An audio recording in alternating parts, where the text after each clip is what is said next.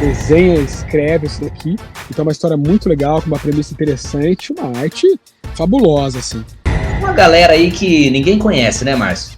O que eu gosto muito. Que eles estão falando que é como se fosse o reino do amanhã da Marvel. E é um fenômeno que não se explica, mas funcionava. Bom, nós temos aqui a saga da Liga. Ela vai ter uma nova numeração de novo. Olha que coisa. Caramba. Olha só, gente, eu falo, o programa igual o nosso não tem, cara, é muita enciclopédia aqui. A Panini acabou de divulgar os novos lançamentos aí num novíssimo checklist. Acompanha a gente para te dar uma olhada o que vai chegar nas bancas aí nos próximos meses. Muita coisa legal. Já dei o spoiler. Isso mesmo, isso mesmo. Então, o checklist da Panini já está disponível e a gente vai dar uma olhada aqui o que nos aguarda para os próximos meses, né, Creed? Muita coisa legal chegando, né, meu amigo? Muita coisa legal e, assim, vamos começar com o Panini Comics. Uma coisa que é importante a gente destacar aqui é que dessa vez o checklist da Panini ele tá mais enxutinho. Provavelmente por conta dos grandes atrasos, a Panini pode ter enxugado para ir redistribuindo as coisas que estão atrasadas e eles entrarem um pouco na linha. Porque o que tem de gente que deve ter comprado coisa em pré-venda que tá hiper atrasada e reclamação aos montes, deve estar muito chato isso lá para eles, né? De qualquer modo, o que nós temos aqui, né? O final da publicação The Walking Dead, que é quinzenal, né? Então saem 2 por mês, eles republicaram desde o número 1 para que quem perdeu edições pudesse completar. E aí nós temos, chegando ao final, The Walking Dead 31 e 32. Stranger Things, cuja última temporada estreia em 2025, tem mais um encadernado. Os encadernados, né, o Márcio, em Stranger Things, são um sucesso aí, pelo que você já me contou, né? Um sucesso. Eles conseguiram manter, né, esse hype dos Stranger Things nos quadrinhos, fazendo algumas brincadeiras com outras franquias, né? Como Dungeons & Dragons. Então, com esse tipo de brincadeira, eles mantiveram aí o interesse da galera entre as temporadas, né? Boa sacada, boa sacada. Muito bem. Mais um ônibus Star Wars, seguindo a fase aqui do Kieron Gillen, para vocês entenderem um pouquinho desse ônibus. Star Wars por Kieron Gillen e Greg Pak. Mas, é claro que nós temos outros artistas aqui junto. Uma galera aí que ninguém conhece, né, Márcio? Cullen Bunn, Giuseppe Camuncoli, o Luke Ross, Phil Noto e Salvador La Roca. A galera de peso, num ônibus de 1.008 páginas. Claro, o preço de reajuste, R$ 456,90. É um preço, assim, realmente desafiador, né? Mas acho que quem coleciona ônibus já está meio que acostumado, né? Tá. O ônibus, ele passeia entre esses valores mesmo, não tem muito jeito, né? Mas, dito isso, oferece, assim, uma qualidade incrível, né? E essa edição em específico, trazendo Phil Noto, que tem uma arte toda pintada no digital, acaba casando muito com o Salvador La Roca, né? Que também migrou do Nanquim também para umas artes, assim, também mais pintadas, né? Então, a harmonia dentro dessa edição é muito, muito interessante. Legal. Ainda nos quadrinhos, nós temos aqui a linha do Darth Vader, né, que continua sendo lançado, encadernadinho. Invencível volume 2, na coleção de 25 volumes TPB. E a grande surpresa é esse título, Planeta dos Macacos, A Queda do Homem. Então, uma das mais cultuadas sagas, né, vai encontrar aí uma volta à Marvel Comics com uma espécie de gripe simiesca que assola a Terra. E os macacos prosperam e a humanidade desmorona. Então, é um pouco de explicação aí de como o Planeta dos Macacos foi se expandindo. E estão lançando vários títulos desses ligados a filmes, né? Foi Alien outro dia, agora Planeta dos Macacos. Você gosta, ô Márcio? O que? Eu gosto muito, cara. Eu adoro esses exercícios de imaginação, assim. E a franquia do Planeta dos Macacos, pra mim, ela só melhora. O último filme que saiu no ano passado, né? Quem não assistiu ainda, puxa, eu aconselho. Eu gostei demais. Meio que dá uma nova direção, assim, pro filme. Curti pra caramba. E uma curiosidade aqui, né, Creed? Você sabia, meu amigo, assim, existe um fascínio do próprio ser humano por obras com macacos. É uma coisa meio que é difícil até explicar, mas pois é, você sabe que na década de 60, 50 e 60, quando as histórias em quadrinhos de super-heróis começavam a ir mal, eles colocavam macacos nas histórias, e aí as vendas retomavam. Caramba! E é um fenômeno que não se explica, mas funcionava. Eles colocavam o macaco na capa, colocavam o Superman ali para poder lutar com o macaco, e aí, de alguma maneira, isso atrai muito o imaginário das pessoas, assim. Então, assim, eu não sei explicar porque isso acontece, mas se quiserem ir a fundo nisso, pesquisem o que eu tô falando, vocês vão achar umas matérias bem interessantes sobre esse fascínio aí. Eu Bom, acho viajei, mas tô empolgado. Eu acho interessante, talvez, o fenômeno King Kong, né? Eu, pessoalmente, eu Pode gosto ser. do filme Planeta dos Macacos, mas nos gibis eu não curto tanto. Tirando o Gorilla Grodd, que é muito ameaçador assim, eu não curto tanto história com macacos, cara. Mas, enfim, é gosto, né? Vai muito do que cada um lê aí. É difícil entender, né? Enfim. Difícil entender. Apenas um fato aí. Mas é legal essas coisas. Bom, falando agora há pouco em Doutor Destino, um título assim que eu acho que muitos de nós nem sabíamos que teria é essa história one shot curtinha, tá? Algumas páginas apenas, deixa eu ver, 64 páginas, chamada Destino. Olha a sinopse. Em um futuro próximo, o Doutor Destino sofre sozinho para salvar o universo Marvel. Em uma jornada como nenhuma outra, com Valeria Richards, Victor Von Doom parte uma missão para dominar mais poderes do que qualquer humano teve para impedir que Galactus traga a morte do universo. O que é curioso dessa história é quem escreve e quem desenha. Né? Desenha o Sanford Green, que é meio novo, mas o escritor é o Jonathan Hickman. Olha. Então, acho que isso que é mais, né? E o Hickman sempre entrega umas histórias assim de explodir a cabeça. E eu digo mais, cara, além do Hickman entregar histórias assim, ele também tende a criar toda uma coxa de retalhos que a gente só vai entender lá na frente. Ele fez isso com Vingadores, ele fez isso com X-Men, né? Então, assim, eu desconfio que não seja apenas uma história simples, né? Mas é muito interessante lançar aqui no Brasil nesse one shot, né? Uma história começo, meio e fim. Nossa, uma coisa que eu vou querer ler com certeza, cara, com o Jonathan Hickman por trás. E olha essa sinopse, né? A Valeria Richards é a filha do Reed Richards, né? E como assim? Exato, por que ela se juntaria né? ao maior inimigo do pai? Assim, caramba, cara. Legal, Sim. legal. Uma surpresa essa daí, viu, Chris? Legal. Pois é. Também gostei muito. Bom, na linha Marvel Essenciais, nós temos aí um clássico da Marvel, que é a Guerra Vingadores versus Defensores. Essa eu confesso que eu nunca li. Você chegou a ler, Márcio? Olha, eu não li ela completa, ela foi publicada, eu lembro que saiu aqui naquele clássico dos Vingadores pela própria Panini um tempo atrás, né? Isso mesmo. E eu acabei não consegui conferir, dei uma folheada ali, mas não conferi. Mas eu sei que ela é muito famosa dentro da cronologia dos Vingadores, né? Então, existem listas aí de histórias dos Vingadores e essa acaba aparecendo. E dá pra entender por quê, né? Afinal, é sempre legal ver esses heróis nesse nível, né? Batendo de frente um com o outro.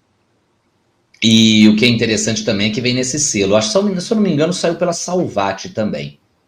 Continuando aqui o nosso checklist, nós temos o espetacular Homem-Aranha 28, que continua aí a sua fase, né, com Romitinha nos desenhos. Avante Vingadores 14, ou 32 na numeração antiga, terá a conclusão do Avengers Twilight, que é como se fosse uma aventura futurista dos Vingadores, e que é uma história que eles estão falando que é como se fosse o reino do amanhã da Marvel. A história está muito boa, já saíram 2 capítulos no Brasil, no volume 10 e no volume 11, e os desenhos do Daniel Acunha estão espetaculares. Se eu não me engano, quem acho que deve arte finalizar ou colorir é o Greg Smallwood. Eu sei que o visualmente está sendo uma das coisas mais lindas de se ler da Marvel nos últimos tempos. O escritor é o Chip Zdarsky.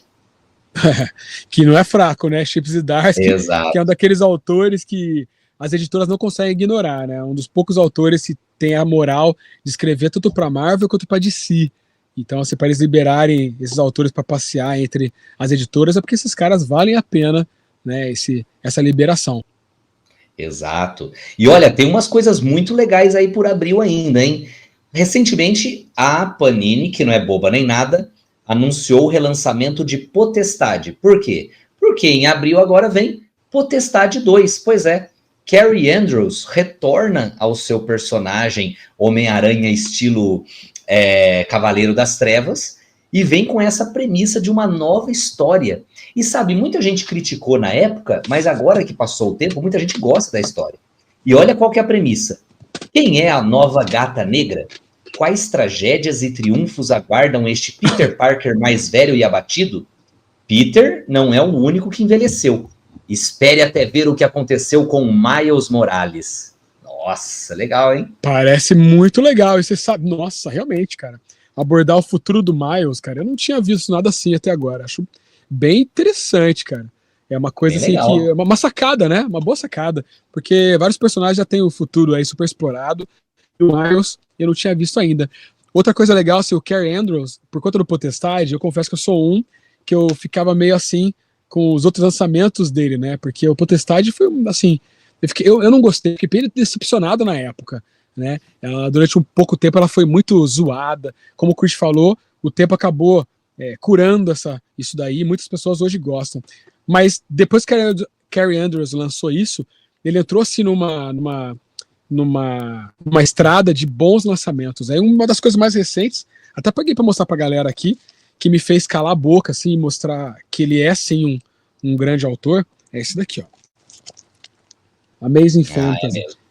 Então, assim, Carrie Andrews, ele, né, desenha e escreve isso daqui. Então, é uma história muito legal, com uma premissa interessante, uma arte fabulosa, assim. Saiu nesse formatão aqui no Brasil, que valoriza ainda mais a arte dele. Então, realmente, eu quero prestar mais atenção às coisas que ele for lançar aqui para frente. Muito bem, nós temos aqui ainda alguns títulos regulares, né, como X-Men 81, que vai chegando ao fim da era krakoana, Espetacular Homem-Aranha com a capa variante Disney, lembrando aí a era do Hickman, né, muito legalzinho. Saga dos X-Men 35, X-Men 2099 volume 2, pois é, para quem achava que talvez não viesse, já está aqui, em abril. Saga dos X-Men 34, então, tá vendo? Tá atrasado, estão lançando já 2 juntas, né? Wolverine 29, também indo para o seu final, ele com essa armadura de adamantium, lutando contra o Dente de Sabre. Mas vem aí mais uma grande Epic Collection que muita gente queria, que é o que? As origens dos Thunderbolts, com Kurt Busiek, né? Então nós temos aqui, ó, Kurt Busiek, John Ostrander, Mark Bagley, Mike Deodato, Peter David, Roger Stern, Sal Buscema. São 520 páginas com as origens dessa equipe, que ganha também o seu esperado filme nesse ano. Caramba, cara, muito forte isso daí, né? Os outros lançamentos ficaram bem focados nos X-Men, né, Chris? Então, Wolverine, X-Men, né? Bastante coisa assim, esses últimos da lista. Sim. E eu dou destaque também o Wolverine com a armadura de adamante, fez bastante sucesso lá fora. Mas esse Thunderbolts realmente é um destaque merecido que você trouxe pra gente aí, Creed, porque era muito curioso nessa época, né? Os Thunderbolts era um grupo que as pessoas queriam saber mais, e a Marvel não economizou, né? Colocou alguns dos maiores criadores da época dentro dos Thunderbolts, né? Peter David, Mike Deodato, esses caras ainda são muito bons, mas naquele momento eles estavam sendo o topo da carreira alimentar, né? Eles estavam assim, muito fortes. Então, é a Epic Collection muito legal. E talvez seja a Epic Collection que eu mais vou pegar. Porque até agora tinha umas ou outras aí que eu tava meio, sabe, uma saiu do Thor, tem algumas coisas assim que não me chamaram muita atenção, mas essa eu fiquei curioso. Finalmente. Não, essa eu também. Essa foi aquela que me fez despertar, assim, o famoso que o pessoal fala, cofre, né? Bom, temos aqui ainda para desfechar, também está aqui no checklist deles, né, o Planeta dos Macacos, Star Wars, porque são Marvel, Vingadores 17, e Saga do Homem-Aranha vai entrar agora na sua lombada, na sua numeração, na temporada 2. Então, ela encerra sua temporada no número 24, e agora entra naquela lombadinha escrito assim, segunda temporada, número 1. Mas quem quiser usar o mesmo número antigo é 25. Por que eles vão rebutar? Rebutar o número. É uma nova fase, né? Para poder, assim, quem quer começar a coleção a partir de agora, por que pode começar? Porque é a fase do Homem-Aranha assumindo aquele uniforme preto depois das Guerras Secretas. Então entra aí numa nova fase para quem quiser colecionar a saga do Homem-Aranha. Realmente a saga do uniforme negro é uma saga muito importante para o Homem-Aranha, né? E vai ser muito legal rever em seu formato original, né? Eu acho que quem deixou passar a primeira temporada aí do Homem-Aranha, agora não tem mais desculpa, né? Isso aqui é material clássico e já premiado, né, pela crítica e pelos leitores também. Exatamente. Indo para a nossa reta final agora com DC Comics, os anúncios para abril. Então nós começamos aqui com segue a queda do morcego na saga do Batman, né? Ainda estamos ali naquele momento intermediário, quase indo para os momentos finais da queda do morcego. Vamos ver que outras surpresas aqui eles guardaram para nós, né? Temos aqui Mulher Maravilha e Flash, que continua firme e forte nesse título mensal. Robin, filho do Batman, por Patrick Gleason. Então teve essa história, né? Essa linha aqui do Robin, escrita e desenhada, né? Aliás, acho que o Peter J. Tomasi que escreveu, na verdade, recentemente, né? Esse comecinho, o Gleason, ele escreve e desenha.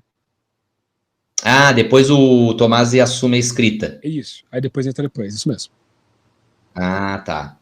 E é um encadernado parrudão, tá? Ele tem aí bastantes páginas, custa quase R$200, e ele tem aí muitos capítulos. Ele tem aqui, 400 páginas, né? Então, para quem gosta da dupla, eu gosto muito dos dois juntos. É aquela dupla, assim, que foi feita para trabalhar juntos, né? O Gleason e o Tomasi, né? Com certeza. Bom, temos aqui... Desculpa te interromper, perdão. Eu tô até olhando aqui porque eu acabei de comprar essa saga importada. Porque eu gosto muito desses desenhos. Para mim, assim, é o grande momento do Gleason, né? Logo depois dessa fase do Robin, ele acaba indo para Marvel. E, na minha opinião pessoal, ele não conseguiu manter esse estilo dele na Marvel, né? Ele assumiu bastante coisa dentro do Homem-Aranha, mas ele eu achei que ele ficou muito genérico no Homem-Aranha, virou um artista como outros que o Homem-Aranha já tem, assim. Mas aí, nesse Robin, ele brilha, cara. É muito legal. E eu comprei importado, né? São 2 volumes. E agora vai lançar aqui. Que droga. Mas por outro lado, já tem aí um volume aí da história, né? Pois é. Bom, nós temos aqui a Saga da Liga. Ela vai ter uma nova numeração de novo. Deve aparecer aí com um número agora escrito 3ª temporada, né? Porque agora eles vão para uma nova era da Liga, que é quando entra o autor James Robinson. Então sai lá o Brad Meltzer foi o primeiro, depois é substituído... me fugiu agora quem que era que escreveu depois do Brad Meltzer. Me fugiu. Dwayne McDuffie. Isso mesmo. É o Dwayne McDuffie, foi ele, isso. E aí agora vem a fase do James Robinson, né? Então, a partir do volume 24... nova era para a Liga da Justiça. Bom, James Robinson que nessa época estava saindo do Starman ali, né? Tava bombando no Starman e foi convidado para escrever a Liga. Então, um grande escritor também. Temos a continuação aqui de Lanterna Verde, né? Que é com o Mensal 15, o Batman 27, Saga do Flash do Mark Waid, continua firme, forte e maravilhoso. Mas uma boa surpresa aqui, né? Um título novo é Batman 1893, a Era Kryptoniana, que é o seguinte, olha, é uma espécie de Elseworld, né? E um meteorito caiu no meio oeste, desencadeando uma série de eventos que chamam a atenção do Vigilante de Gotham. Ele, salvo engano, ele é na mesma época lá do... Como é que chama aquela que ele é no século XIX? Batman by Gaslight, que aqui ficou 1889, né? Isso, então, aqui eles puseram com o título Batman 1893, ou seja, são anos depois, é naquele mesmo universo do Batman 1889. Muito legal, interessante, eu não sabia não, bem interessante. Como é que eles conseguiram manter o nível aí, tanto da história quanto dos desenhos, né? Que era do Mignola na época, era uma coisa excelente. Aqui quem vai fazer é o Andy Diggle e Leandro Fernandes. Agora, o que eu achei da hora é ter o Superman nessa era aí, né? Deve ser muito legal fazer um Superman na era vitoriana. Ou kryptonianos, né? Nossa, vamos ver. Exato. Bom, deixando aqui os mais interessantes para a gente comentar aqui pro final, né? Então nós temos o Superman número 20, né? Seguindo aí a mensalzinha, mas as grandes surpresas são as seguintes.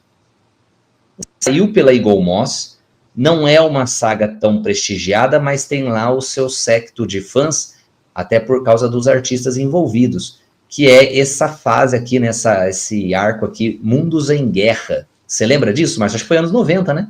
Então, eu acho que não, Creed. Eu vou chutar que já estava nos anos 2000, Superman Mundos em Guerra. Já? Isso me marcou. Já. Eu lembro bem dessa, porque ela saiu aqui no Brasil numa edição meio diferenciada, pela Panini mesmo. Era uma edição assim, era meio que um formato álbum, até meio ruim de guardar, porque ela era bem fininha, mas num formato um pouco maior, então ela dobrava muito fácil, sabe? É até difícil achar em boas condições, porque ela era muito frágil, muito frágil.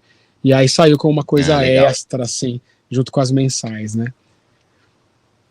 Exatamente. E quem quiser pode procurar aí os 2 volumes da Eagle Moss, ou pode pegar aí nessa coleção da DC, que é as grandes sagas, né? Então, muita coisa que o pessoal pedia há muito tempo, que nunca tinha saído, e que, assim, tem gente que lê agora e fala, puxa, agora entendi porque que não saía tanto, né? E algumas historinhas, às vezes, são meio fracas, o pessoal vai descobrindo agora nessas coleções. Mas para quem gosta de ter tudo, ou que quer conhecer, esse Mundos em Guerra tem bons momentos. Acabei de conferir aqui, realmente é 2001. Ah, é verdade. Uma coisa interessante dessa história, Márcio, não sei se você sabe, mas você deve saber sim.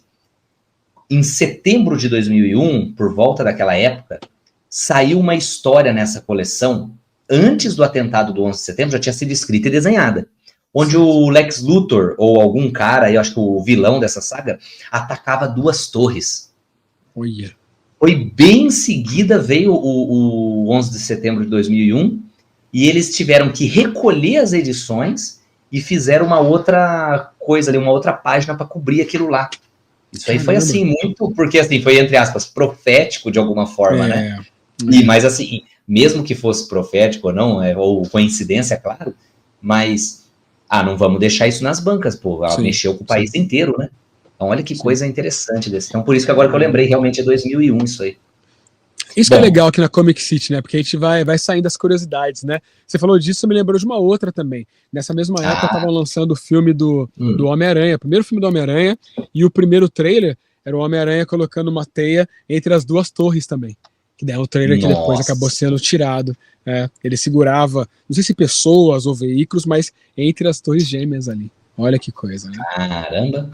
Olha só, gente, eu falo, o programa igual o nosso não tem, cara, é muita enciclopédia aqui. Muito. Finalmente vai chegar, isso eu tô ansioso, hein?